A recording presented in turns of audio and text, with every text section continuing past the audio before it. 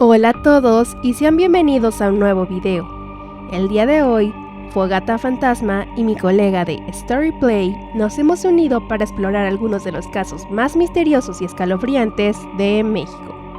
Este viaje nos llevará a lo más profundo del iceberg de lo inexplicable, revelando historias que pocos conocen y que muchos prefieren olvidar.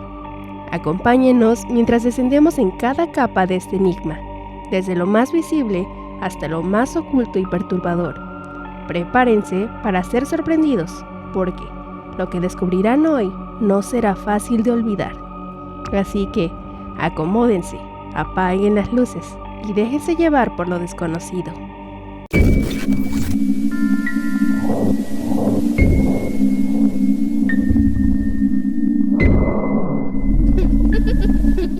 El caso Pachita, una famosa curandera mexicana que realizaba supuestas cirugías psíquicas. Su caso sigue siendo un enigma entre lo paranormal y la charlatanería. Pachita, cuyo nombre real era Francisca Paredes, fue una figura notable en la historia de lo paranormal y lo esotérico. En México, nacida en 1904, Pachita se convirtió en una figura prominente en el ámbito de la medicina alternativa y el chamanismo en México, especialmente en la Ciudad de México. Pachita atrajo la atención de numerosos seguidores y también de figuras del ámbito académico y científico, aunque su trabajo fue muy controversial, mientras que algunos la veían como una sanadora genuina con habilidades extraordinarias. Otros la consideraban una charlatana que se aprovechaba de la credibilidad de las personas. El caso de Selene Delgado es uno de los fenómenos más intrigantes y misteriosos en México, en gran parte debido a su frecuente aparición en los servicios de búsqueda comunitaria en la televisión, a menudo durante las transmisiones de anuncios públicos de las personas desaparecidas. Lo que llamó más la atención de los espectadores fue que su nombre e imagen aparecían con frecuencia a lo largo de los años, pero sin que se proporcionara información adicional sobre su desaparición o posibles avances en su búsqueda. Este fenómeno creó una atmósfera de misterio alrededor de Selene Delgado, con muchos espectadores preguntándose si realmente existía o si su caso era simplemente una anomalía que había quedado en los registros por error. La falta de detalles sobre su desaparición, el mismo formato repetido de su imagen y nombre y la ausencia de cualquier actualización llevaron a las especulaciones, teorías conspirativas e incluso mitos urbanos. Una de las teorías más populares sobre Selene Delgado es que nunca existió realmente, y que su caso fue un error en los registros que, por alguna razón, se mantuvo en los servicios de búsqueda durante años. Otros sugieren que pudo haber sido una manipulación o truco digital que se repitió de manera inexplicable en los anuncios de personas desaparecidas, generando una especie de leyenda urbana. A pesar del misterio que rodeaba a Selene Delgado, no ha habido pruebas concluyentes que aclaren la verdad detrás de este fenómeno, lo que ha permitido que su nombre siga siendo motivo de curiosidad y especulación en la cultura popular. El enigma de Selene Delgado continúa fascinando a muchos, alimentado por la naturaleza inexplicable de su repentina aparición y la falta de información que pudiera ofrecer un cierre a este enigmático caso. El caso de la niña en la maleta en CDMX. El cuerpo de una niña fue encontrado en una maleta en Ciudad de México, un caso rodeado de misterio y pocas respuestas. El caso de la niña encontrada en una maleta en la Ciudad de México es un caso trágico y conmocionante. En septiembre del 2020 se descubrió el cuerpo de una niña de aproximadamente 4 años dentro de una maleta abandonada en la alcaldía Tlalpan, en la Ciudad de México. La niña, que fue identificada como Fátima Cecilia, fue reportada como desaparecida por sus padres poco antes de que se encontrara su cuerpo. El caso generó una gran indignación y cobertura mediática. La investigación reveló que la niña había sido secuestrada y las autoridades identificaron a los presuntos responsables como un par de individuos que estaban relacionados con el entorno de la familia. Posteriormente, se determinó que los responsables del crimen eran personas conocidas por la familia, lo que añadió una capa adicional de horror al caso.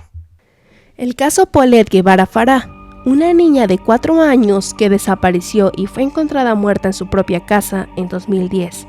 Es uno de los más controversiales y enigmáticos en la historia reciente de México.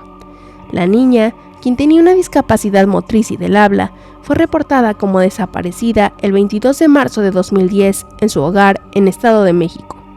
Su madre, Lisette Farah, aseguró que había buscado por toda la casa sin éxito, lo que llevó a la movilización de la policía y una amplia búsqueda. Sin embargo, 9 días después de su desaparición, el cuerpo de Paulette fue encontrado debajo de su propia cama, en la misma habitación que había sido inspeccionada en múltiples ocasiones por las autoridades y la familia.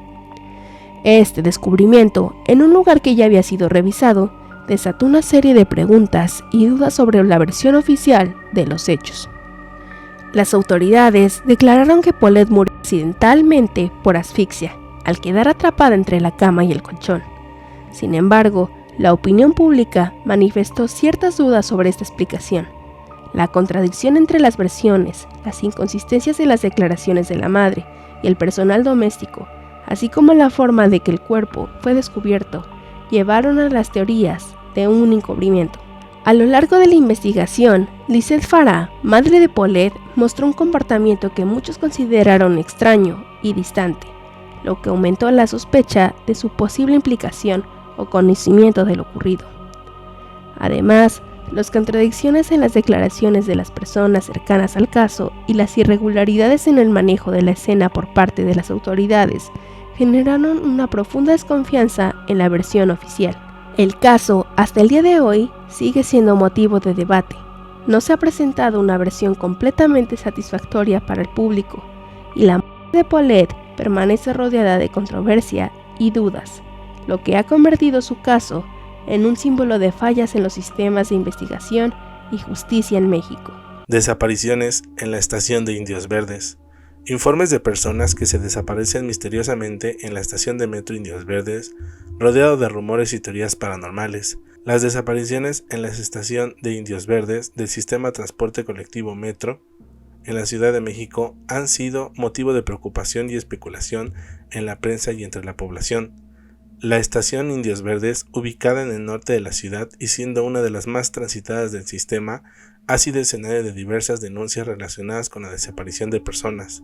En particular, han surgido reportes de personas que se desaparecen tras usar el metro o en las inmediaciones del metro. También, aunque existen algunos casos, se han resuelto, con el tiempo las personas han sido encontradas. Otros han generado alarma y especulación sobre la seguridad en el transporte público. Las autoridades del STC Metro han afirmado que se están tomando medidas para mejorar la seguridad en el sistema del transporte y así investigar para quienes tengan un incidente o alguna desaparición. Sin embargo, la percepción de inseguridad persiste entre algunos usuarios del metro. Después de la muerte de Pedro Infante el 15 de abril de 1957, en un trágico accidente aéreo en Mérida, Yucatán, se desataron las teorías de conspiración que cuestionan la versión oficial. Aunque la noticia del fallecimiento del ídolo mexicano causó una ola de dolor sin precedentes en México y América Latina, su cuerpo quedó irreconocible por las quemaduras sufridas en el accidente, lo que alimentó las sospechas de que Pedro Infante no murió ese día y que había otras fuerzas ocultas tras su desaparición. Una de las teorías más difundidas sostiene que el gobierno mexicano estuvo involucrado en la muerte o encubrimiento de Infante. Algunos afirman que Pedro había desarrollado vínculos con el narcotráfico y al descubrirlo intentó apartarse, pero fue advertido de que solo tenía dos opciones, la muerte o la cárcel. Según esta versión, para evitar represalias o un escándalo, Infante fingió su muerte y vivió en anonimato bajo la identidad de Antonio Pedro, un hombre que apareció en la década de 1980 y cuya semejanza con el actor y cantante provocó revuelo. Antonio Pedro fue entrevistado en varias ocasiones y, aunque nunca confirmó ser Pedro Infante, tampoco lo negó, lo que alimentó aún más las especulaciones. Incluso el nieto de Pedro, César Augusto Infante, ha afirmado en varias entrevistas que su abuelo sobrevivió al accidente y que su identidad fue protegida por el gobierno. Pero las teorías no terminan ahí. Miguel Alemán Valdés, presidente de México de 1946 a 1952, es señalado en una versión más oscura de la historia. Según esta teoría, el presidente alemán, quien supuestamente tenía una relación conflictiva con Infante, habría ordenado su asesinato. Se especula que Infante mantenía una relación amorosa secreta con Christian Martel, Miss Universo de 1953 y futura esposa de Miguel Alemán Velasco, hijo del expresidente. Esta supuesta relación habría desatado la furia de Alemán, quien, con su poder político, habría conspirado para poner fin a la vida de Infante. Según algunos relatos, el accidente de la avioneta fue orquestado para parecer un evento trágico, pero fortuito. Sin embargo, César Augusto Infante ofrece una versión aún más detallada, afirmando que hombres armados confrontaron a su abuelo en el aeropuerto de Mérida, diciéndole que, a partir de ese momento, ya no era Pedro Infante. Habrían utilizado un doble con características físicas similares para ocupar su lugar en la avioneta. La famosa esclava de oro de Pedro Infante quedó entre los restos. Fue una de las pocas pruebas para identificarlo, ya que el cuerpo estaba irreconocible. César también sugiere que la avioneta estaba destinada a estrellarse en el mar para dificultar la recuperación de pruebas, pero, con la intervención del piloto, habría alterado este plan. Aunque las teorías pueden sonar descabelladas para algunos, no han dejado de circular entre los seguidores de Infante. La aparición de Antonio Pedro, la relación con el gobierno y el narcotráfico, y la supuesta intervención de figuras poderosas como Miguel Alemán en Cantinflas han mantenido vivo el mito de que Pedro Infante no murió aquel 15 de abril de 1957. La muerte de Antonio Pedro en 2013 no hizo más que avivar las dudas y, aunque muchos visitan su tumba convencidos de que era Pedro Infante, la verdad sigue envuelta en el misterio. El caso de la mujer que afirma haber visto cuerpos de niño en un camión. El caso al que se refiere es un incidente que ocurrió en el año del 2011 en el estado de Querétaro, México, y que involucra a una mujer que afirmó haber visto cuerpos de niños en un camión. Este caso generó gran conmoción y atención a los medios de comunicación. En resumen, una mujer denunció que había visto en un camión de basura los cuerpos de varios niños. La noticia causó alarma y desconfianza en la comunidad. Las autoridades realizaron una investigación exhaustiva para determinar la veracidad de la denuncia, pero nunca se encontró nada. El asesino de televisión, Paco Stanley, el 7 de junio de 1999, fue un evento que conmocionó a México y desató una serie de teorías de conspiración que siguen vigentes hasta el día de hoy. Stanley fue acribillado a plena luz de día, a la salida de un restaurante en la Ciudad de México. Un hecho que capturó la atención nacional e internacional. Su muerte, lejos de ser un crimen común, rápidamente se vio envuelta de especulaciones sobre posibles vínculos con el crimen organizado, la corrupción y el narcotráfico. Desde un principio, el caso despertó sospechas debido a la forma en que fue ejecutado. Paco Stanley, quien gozaba enorme popularidad por su carisma y estilo irreverente en la televisión mexicana, fue emboscado con precisión, lo que llevó a muchos a cuestionar si el asesinato había sido planeado por actores con conexiones poderosas. Una de las teorías más difundidas sugiere que Stanley podría haber tenido nexos con cárteles de drogas, quienes, al sentirse traicionados o amenazados, habrían ordenado su ejecución. El crimen organizado, en aquel entonces, ya tenía una influencia significativa en la política y en el mundo del entretenimiento, y algunos sostienen que Stanley se había involucrado sin saberlo en asuntos turbios que lo convirtieron en un objetivo.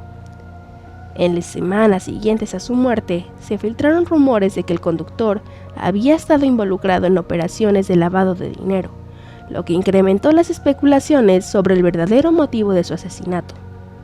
Por otro lado, surgieron versiones que apuntaban a la corrupción dentro del mismo mundo del espectáculo y los medios de comunicación. Se especuló que Stanley podría haber sabido demasiados secretos sobre figuras importantes del gobierno o la televisión, lo que habría resultado en su muerte para silenciarlo. Incluso algunos de sus colegas cercanos, como Mario Besares, fueron implicados en las investigaciones, alimentando aún más las teorías de que algo mucho más grande estaba en juego. A pesar de las detenciones iniciales y de los procesos legales que surgieron, El caso nunca fue completamente esclarecido. Muchas personas siguen creyendo que las verdaderas razones detrás del asesinato de Paco Stanley fueron ocultas y que existen intereses poderosos que evitaron que llegaran a la verdad. Hasta el día de hoy, la muerte de Paco Stanley sigue siendo uno de los casos más polémicos y oscuros de la historia del entretenimiento mexicano, rodeado de misterio, conspiración y preguntas sin respuesta. El fallecimiento del locutor Juan Ramón Sáenz, famoso por conducir el programa paranormal La Mano Peluda, sigue siendo objeto de especulaciones y teorías relacionadas con lo sobrenatural. Sáenz murió el 29 de mayo de 2011 a los 47 años, debido a un paro respiratorio provocado por una infección gastrointestinal. Sin embargo, las circunstancias que rodearon su muerte han dado lugar a teorías que vinculan su fallecimiento con las temáticas paranormales que abordaban su programa. Uno de los puntos que más ha alimentado estas teorías es su famosa entrevista con Josué Velázquez, un hombre que afirmó haber hecho un pacto con el diablo. Josué llamó al programa en 2002 buscando ayuda para librarse de las entidades que, según él, lo acosaban tras su pacto. Esta entrevista es considerada uno de los momentos más impactantes de la historia de La Mano Peluda, y muchos creen que Sáenz, al reabrir el contacto con Josué antes de su muerte, se habría visto afectado por maldiciones o entidades sobrenaturales. En 2024, Josué Velázquez rompió el silencio negando su responsabilidad en la muerte de Sáenz y sugiriendo que el locutor estaba involucrado en prácticas espirituales profundas que podrían haberlo expuesto a peligros sobrenaturales. Josué señaló que, mientras trabajaban en una ceremonia para proteger a Sáenz de una brujería, una indiscreción del locutor habría desatado consecuencias fatales. A pesar de la causa oficial de la muerte fue atribuida a una bacteria, estas especulaciones han perdurado, alimentadas constantemente por el contacto con historias con lo paranormal. La teoría de que Juan Ramón fue víctima de maldiciones o fuerzas más allá de lo natural sigue presente entre aquellos que recuerdan su trabajo en el programa y su misteriosa conexión con el más allá. El caso de la desaparición de Jacobo Greenberg fue un destacado neurofisiólogo y psicólogo mexicano conocido por su trabajo en el campo de la percepción y los estados alterados de conciencia. Su desaparición, que ocurrió en diciembre de 1994, ha sido objeto de especulación y misterio durante décadas. Greenberg era conocido por sus investigaciones sobre la percepción extrasensorial y los efectos de la meditación en el cerebro. En particular, estaba interesado en cómo ciertos estados alterados de la conciencia podían afectar la percepción de la realidad. Su trabajo incluía estudios sobre el chamanismo y las prácticas tradicionales indígenas de México. El 8 de diciembre de 1994, Greenberg desapareció sin dejar rastro. Su último contacto con su familia fue una llamada telefónica en la que le dijo que en su casa de la Ciudad de México, sin embargo, al llegar allí, su familia encontró un hogar desordenado con signos de lucha, pero sin pistas claras sobre su paradero. La desaparición de Greenberg ha dejado a numerosas teorías y especulaciones que se va desde teorías de conspiración hasta suposiciones que pudo haber sido víctima de algún tipo de experimento relacionado con su investigación. A pesar de los esfuerzos de las autoridades y de su familia para encontrarlo, el caso sigue sin resolverse y permanece como uno de los misterios más enigmáticos en el ámbito de la ciencia y la investigación de México. El 28 de noviembre de 2014, México y el mundo entero se despidieron de uno de los comediantes más queridos de la historia, Roberto Gómez Bolaños, mejor conocido como Chespirito. Su partida dejó un vacío profundo en los corazones de quienes crecieron viendo a sus personajes icónicos como el Chavo del Ocho y el Chapulín Colorado. Sin embargo, tras su fallecimiento, surgieron especulaciones que planteaban que la muerte y el funeral de Chespirito parecían haber sido meticulosamente planeados, lo que llevó a algunos a preguntarse si su despedida fue tan espontánea como se creía. Una de las primeras señales que despertó sospechas fue la organización y magnitud del funeral. Desde el primer momento, la cobertura mediática fue extensa, casi como si todo hubiera sido planeado de antemano. Las ceremonias se llevaron a cabo de manera impecable, desde su velorio en el Estadio Azteca hasta el recorrido que realizaron miles de personas para rendir homenaje al comediante. El nivel de detalle y coordinación hizo que algunos se preguntaran si la familia y los allegados de Chespirito ya habían previsto su partida y, por lo tanto, habían preparado todo con anticipación. Además, se comenta que el último adiós de Chespirito coincidió perfectamente con el estilo de los grandes eventos públicos que siempre rodearon su vida profesional, el final cuidadosamente orquestado.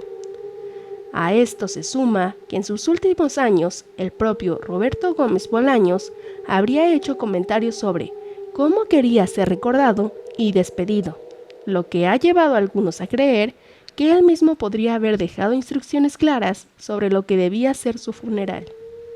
Otra especulación gira en torno a los últimos meses de vida de Chespirito, en lo que su salud fue decayendo de manera pública pero controlada. Aunque todos sabían que el estado era delicado, algunos creen que su retiro progresivo y el silencio que rodeó esos momentos fue parte de un plan para preparar al público para su partida. La calma y serenidad con la que se manejó su enfermedad refuerza la idea de que todo estaba planeado de forma estratégica para que, llegando el momento, su despedida fuera exactamente como él hubiera querido. Sin embargo, también existen quienes argumentan que todo fue pura coincidencia y que la organización impecable del funeral fue simplemente un reflejo de cariño y respeto que Chespirito generó a lo largo de su carrera. En este sentido, su despedida masiva fue el resultado natural del impacto que dejó en varias generaciones y no de un plan meticuloso. A pesar de las teorías, lo cierto es que Roberto Gómez Bolaños se despidió del mundo como lo habría hecho en vida, con una mezcla de humor, nostalgia y admiración. La posibilidad de que su último adiós estuviera planeado o no queda abierta a la interpretación, pero lo que nadie duda es que su legado perdurará por siempre. El caso Cumbres es uno de los crímenes más conocidos y polémicos de México. En 2006, Diego Santoy fue acusado de asesinar a los hermanos menores de su entonces novia, Erika Peña Cos, en su casa en la colonia Cumbres, Monterrey. Los niños de 7 y 3 años fueron brutalmente asesinados y Santoy fue arrestado poco después, confesando inicialmente su culpabilidad, aunque más tarde se retractó y afirmó que lo habían obligado a confesar bajo coacción. Este caso ha generado una gran cantidad de especulaciones debido a las inconsistencias en las versiones de los hechos. Existen preguntas no resueltas sobre el verdadero papel de Erika Peña, ya que algunos han señalado que ella podría haber estado más involucrada de lo que se reportó oficialmente. Además, la narrativa sobre cómo y el por qué ocurrió el crimen ha sido objeto de debate, lo que ha dado lugar a teorías de conspiración que sugieren que hubo encubrimientos o manipulaciones de la información. Otro de los puntos que más llamó la atención fue el comportamiento de los medios de comunicación, quienes dieron una cobertura extensa en el caso, lo que contribuyó a su espectacularización. Este hecho, junto con las declaraciones contradictorias de los involucrados, ha mantenido vivo el interés de este caso hasta el día de hoy. A pesar de su condena, Santoy ha afirmado en varias ocasiones que no actuó solo y que su versión de los hechos ha sido mal interpretada, dejando muchas interrogantes abiertas. El caso Cumbres sigue siendo uno de los crímenes más controvertidos y comentados en la historia reciente de México. Y así hemos descendido a las profundidades de este iceberg del terror mexicano, desde leyendas urbanas que hielan la sangre hasta los secretos más oscuros escondidos en la historia de nuestro país. Esperemos que hayan disfrutado de este aterrador recorrido. Agradezco enormemente a Fogata Fantasmal por su colaboración en este video y sin duda un gran canal que también se enfoca en todo el misterio que va más allá. Muchas gracias y esperen nuestro próximo video en su canal. Yo fui Storyplay y jamás olviden que la realidad siempre supera la ficción.